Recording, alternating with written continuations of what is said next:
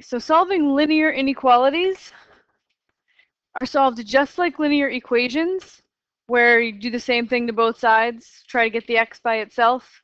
But there's one little rule change. Anybody know what that rule change is? Yeah. Yes, it's changing the direction of the alligator in certain circumstances. Anybody remember what they are? If you divide or multiply by a negative number. Yep. If you end up dividing both sides or multiplying both sides by a negative number, the alligator, which always eats the bigger thing, has to change directions. So for these, most of them are pretty simple. You solve them just like equations. Subtract 4, and we get x is less than 6. I do not have to change the alligator direction because I just did subtraction. And you only have to change that if you end up multiplying or dividing by a negative. So for b, I'm going to add 6 to both sides. And I get x has to be greater than 11.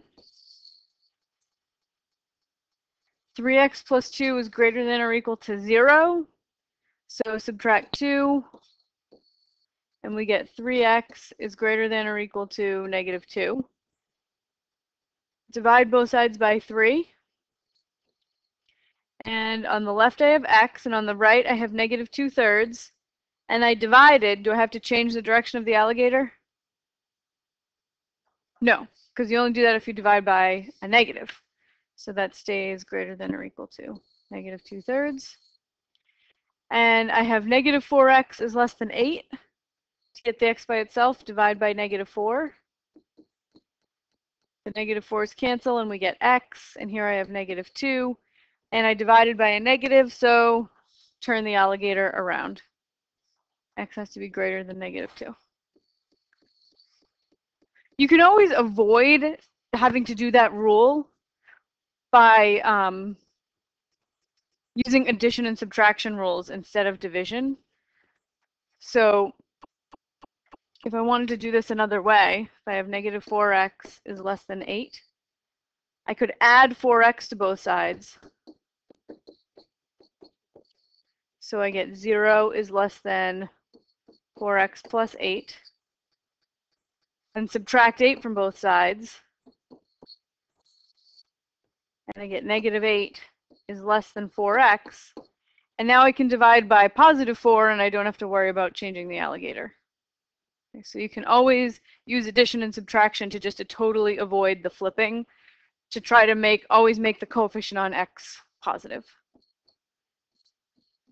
And we get x has to be bigger than negative 2, which is exactly what I got here. X has to be bigger than negative 2. Alligator eating the x.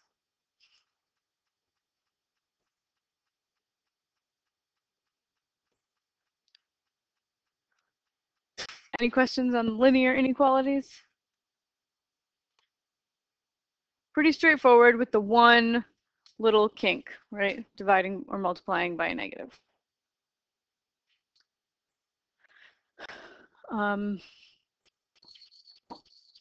I'll write it down. When adding,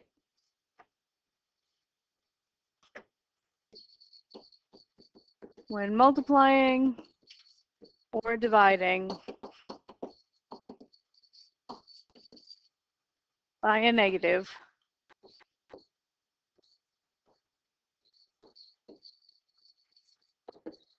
change the direction of the inequality.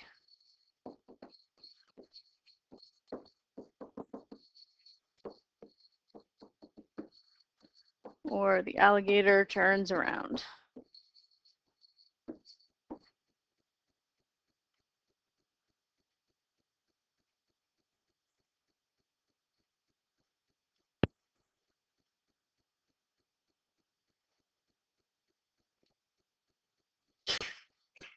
Okay, so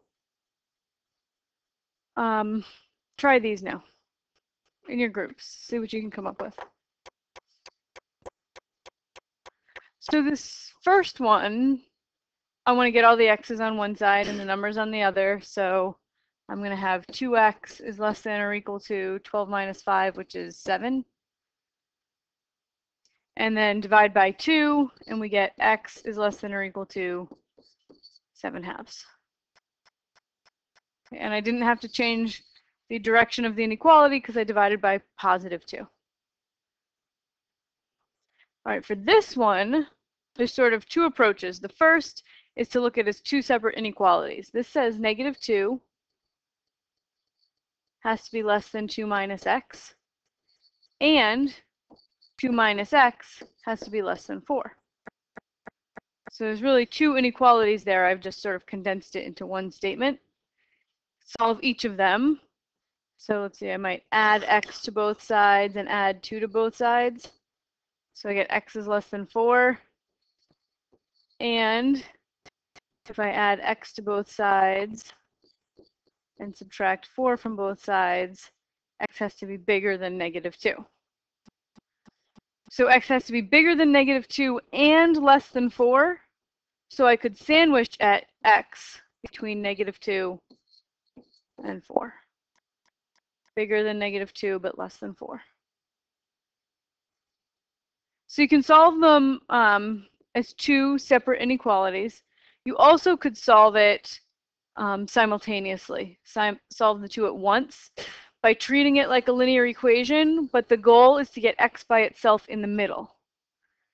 Okay, so -2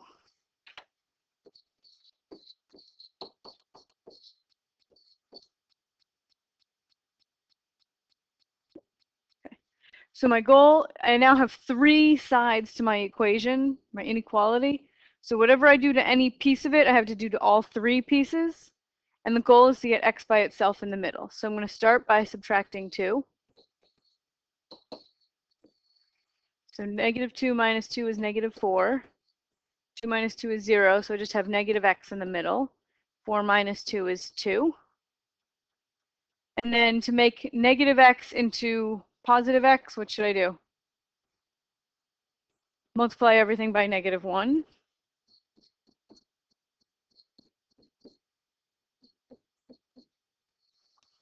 So -4 times -1 is 4. X times -1 is x. 2 times -1 is -2. But because I multiplied by a negative, I have to turn the alligators around. And I get the same thing as I got up here. X is sandwiched between -2 and 4. And you can see which way the alligators are facing. So in this case, -2 is less than x. That's exactly what this says right here, because the alligator is eating the x in both of them. Okay, so these two equations say the same thing. This one is usually the preferred way to write it. We like to write left to right, small to big in terms of numbers, so it mirrors a number line. But they say the same thing.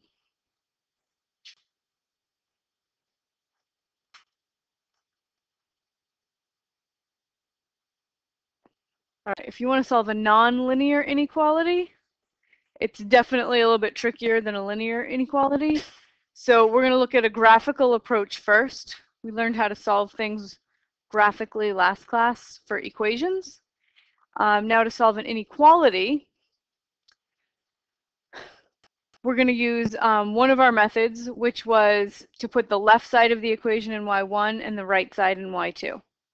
Okay, so if this is my equation, then I'm going to make y1 x squared minus 3 and y2 equal 2x. Graph them both in the same window, and you get something like this. I'll pull up my graphing calculator so we can go through the procedure.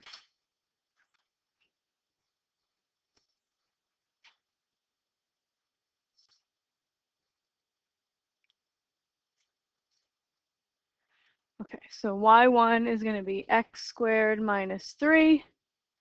y2 is 2x. Hit zoom 6. That gives you a standard window.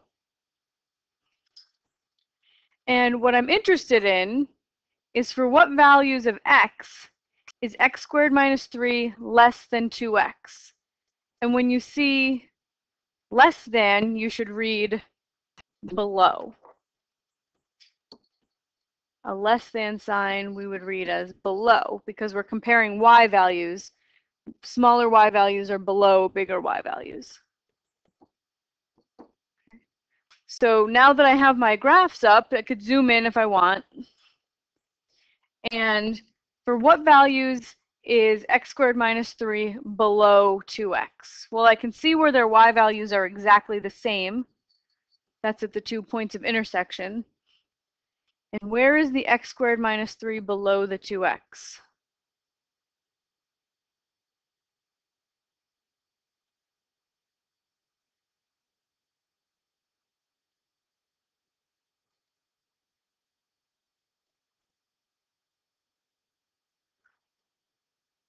Hmm? No, no. So these 2 points of intersection are at -1 and 3. Now, which of the graphs, the curve or the straight line, represents x squared minus 3? The curve is the x squared minus 3. Where is the curve below the line? Give me x values. At -1, they're equal. At -1, they have the exact same y value because they cross. What? Less than -1. So if I draw a line at -1, you're saying over here. So here's my curve. Here's my line. Which one is below? Yes, on the other side of -1. My line lies above my curve, right? I'm looking for x squared minus 3 is less than 2x, where the curve lies below the line. So from -1 until the two graphs cross again at 3. And then after 3, the curve is above the line. So it's between -1 and 3, the curve is below the line. So my answer would be -1 to 3. I'm looking for strictly less than, not less than or equal to. And at -1 and at 3, the two curves are equal. So I'm going to not include the endpoints.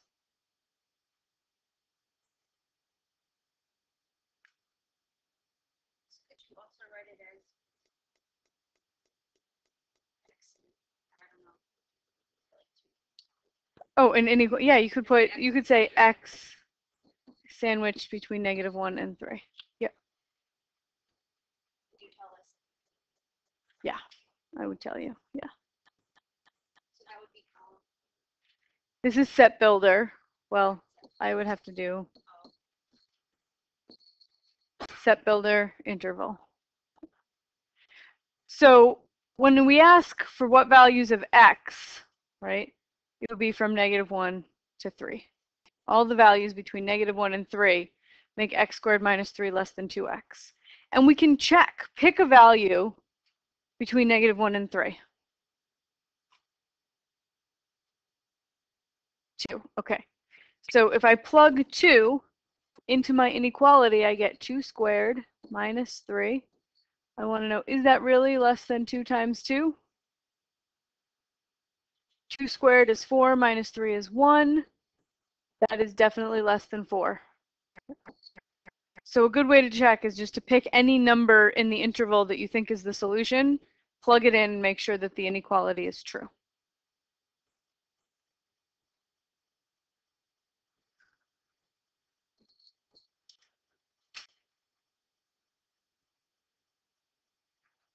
Okay, our other graphical method last class was to make one side of the inequality 0.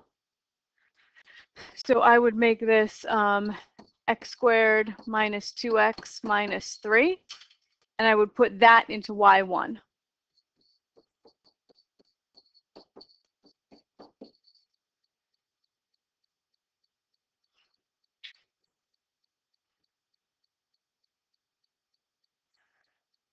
Okay, so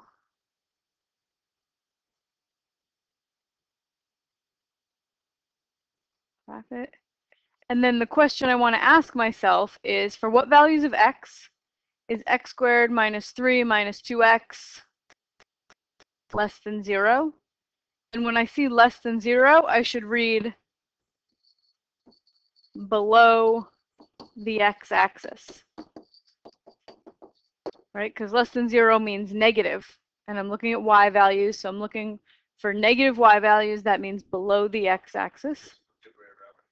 Yes, yeah, if it said greater than 0, it would be above. So here's my graph. I'm looking for x values where this curve lies below the x-axis. So it would be, say, from here to here, right? My curve is below the x-axis for these x values from -1 to 3.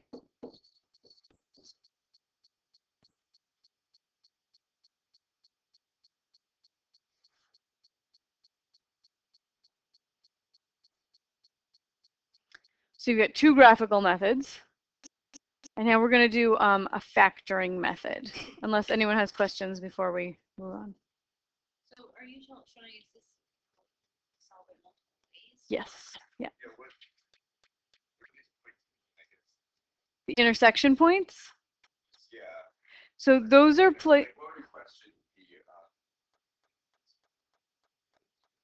it would say, it would be solve that inequality. Yeah. Yep. And so you have to either do it graphically or do the factoring method that I'm about to show you. Yeah.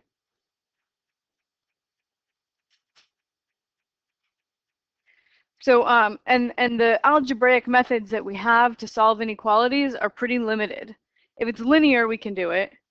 If it's quadratic like this, we can do it if it factors. But if it doesn't factor, then this is the only method we have to resort to. But I'm going to show you a factoring method. So step 1 is to get one side equal to 0. So I'm going to do x squared minus 2x minus 3. I want to know when that's less than 0. That is when it's negative. Step 2, factor completely. So this factors to x minus 3 times x plus 1. I want to know when that is negative, that product. So the key here is to make a sign chart, and I'm going to use the fact that if I'm multiplying two things together and I want the answer to come out negative, what has to be true about the two factors, about the signs of the two factors? You got it. They have to have opposite signs. One has to be negative and one has to be positive. So when those two factors have opposite signs, I know that the product of the two will be negative. So I'm going to make a chart that shows when each of these factors is positive and negative. Because each of those factors is linear, and we can figure out when they're 0, when they're positive, when they're negative. So I'll do x minus 3 in blue and x plus 1 in green. So x minus 3, where does that equal 0? At 3. So I'm going to draw in a little fence at 3. And when I'm to the left of that fence, x is less than 3. What is the sign of x minus 3? Positive or negative? Plugging in any value for x that's smaller than 3, I will get a negative.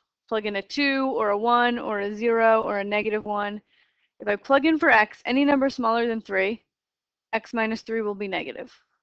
So I'm just going to put negative signs over here. Okay. It'll be negative over there. And if I plug in a number bigger than 3 for x, like 4 or 5 or 6, I will get a positive. So I know exactly when x minus 3 equals 0, when it's positive and when it's negative. I can do the same thing for x plus 1. Where does that equal 0? At -1. So I'll put a little fence there. And if I plug in for x a number smaller than -1, something to the left of -1, will x plus 1 be positive or negative? Negative. Plug in anything to the left, -2 or -3 or -4, into x plus 1, I get a negative. What if I plug in a number between -1 and 3?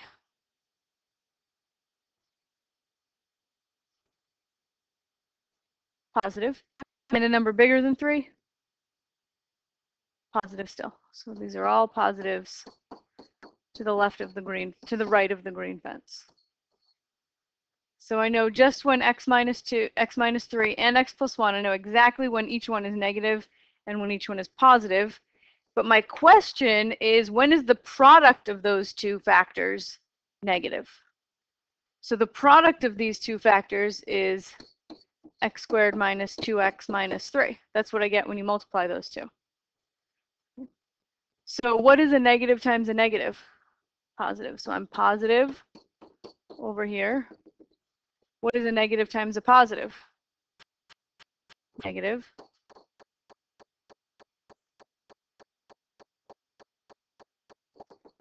And positive times positive? Positive. So I can see, because the question was, when is x squared minus 2x minus 3 less than 0? That is negative. I know it happens only for these x values between -1 and 3. Which is the same thing when we got when we solved it graphically.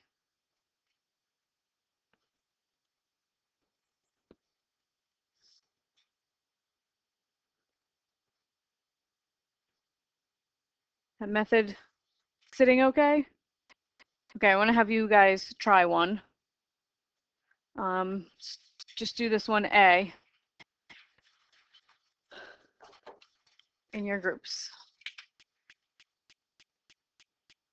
So x squared minus 2x greater than 24. If I'm going to do it with a factoring method, I would do x squared minus 2x minus 24 has to be bigger than 0. My symbol is bigger than. Okay? So bigger than 0, that means positive, right? I want to know where this expression is positive.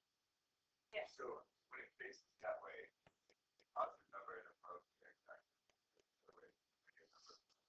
Yes, got it. So I'm going to factor this into x minus 6, x plus 4. Two linear factors, and I want to know when I multiply them together, I want the product to be positive, bigger than 0. So I'll make a number line. I'm going to put fences at -4 and at 6, where each factor is 0. And then I'm going to chart the sign for each factor. So for x minus 6, if I'm to the left of 6, I get a negative. And when I'm to the right of 6, I get a positive. If I plug in anything less than 6, like 5 or 4 or 3, minus 6, I'll get a negative. Anything bigger than 6, 7, 8, or 9, minus 6. So then I chart the sign for x plus 4. X plus 4, if x is less than -4, is negative. Bigger than -4 is positive.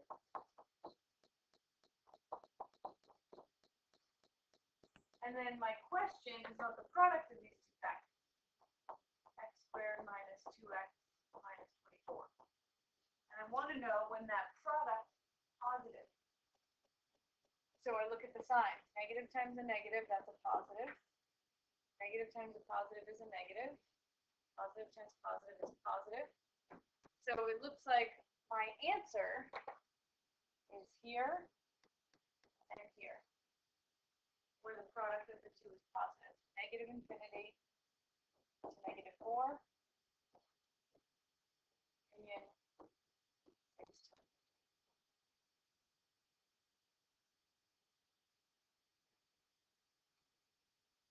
So that's why it is important to make the number line, right? It doesn't always come out between the two zeros.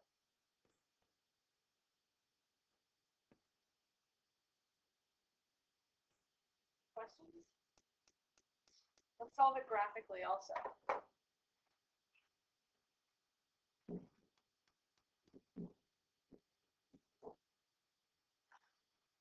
Y equals, I'm going to have x squared minus 2x minus 24. So I'm going to do the second method where I make one side of the equation 0. Put the non-zero side in y1 and graph.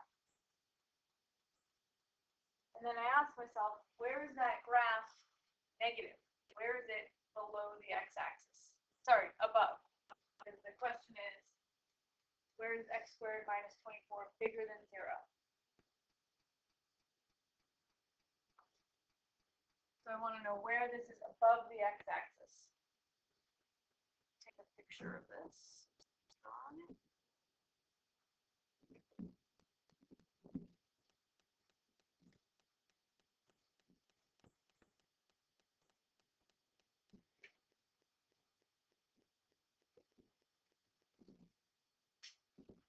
So it turns out to be above the x-axis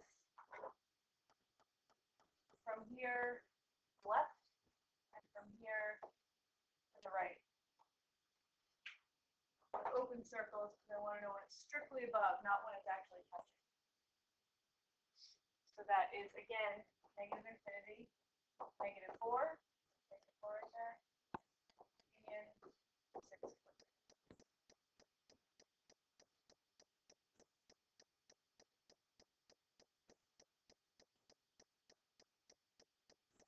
You can do the exact same approach for the next problem.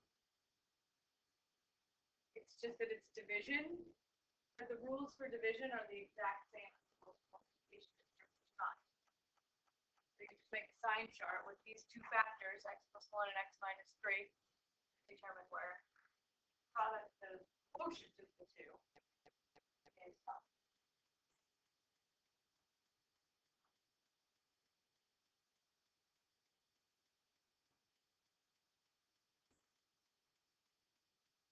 If finish them or